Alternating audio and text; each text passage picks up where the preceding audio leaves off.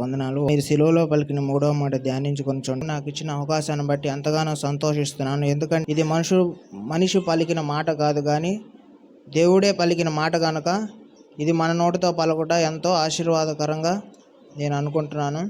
పలికిన మూడవ మాట చదువుచున్నాను. యోహాను సువార్త 19:26.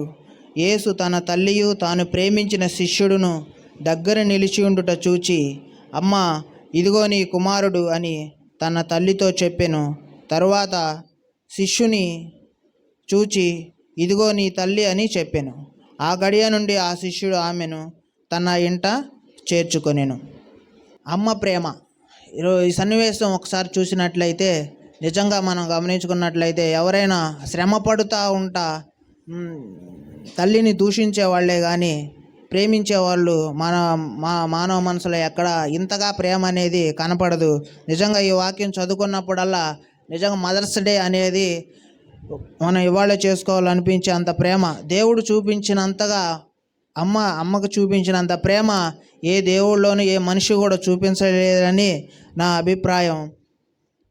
మరి అదేవిధంగా సందర్భం వచ్చింది కాబట్టి చెప్తున్నాను. మరి అదేవిధంగా నా జీవితంలో కూడా ఒక మరణాపాయం నుంచి నిజంగా తప్పించాడు.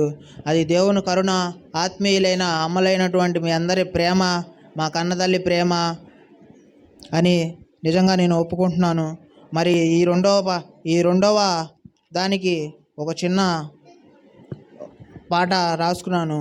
అదేంటంటే, అమ్మ కన్నా మిన్నగా ప్రేమించిదివి అని పాట, 183వ నెంబర్ పాట. మరి ఇశ్రాయేలు వినుము, నీ పూర్ణ ఆత్మతోను నీ పూర్ణమైన బలముతో నీ దేవుడైన యెహోవాని ప్రేమించాలి. మరి సిలువపై పలికిన మన కోసం త్యాగం చేసిన ఆ మాటలను నిరంతరం జ్ఞాపకం చేసుకోవాలని అనుకుంటున్నాను. అదేవిధంగా మన హృదయం ఎంతో బహుఘోరమైన వ్యాధి గలది కనుక అటువంటి భయంకరమైన వ్యాధులకి ఈ భూప్రపంచంలోనే ఒక నయం చేయని వ్యాధులు కొన్ని ఉన్నాయి. అవేంటంటే అల్పవిశ్వాసం, అవిశ్వాసం, దురాలోచనలు, మనిషికి ఇవ్వబడిన ఆధిక్యతలు.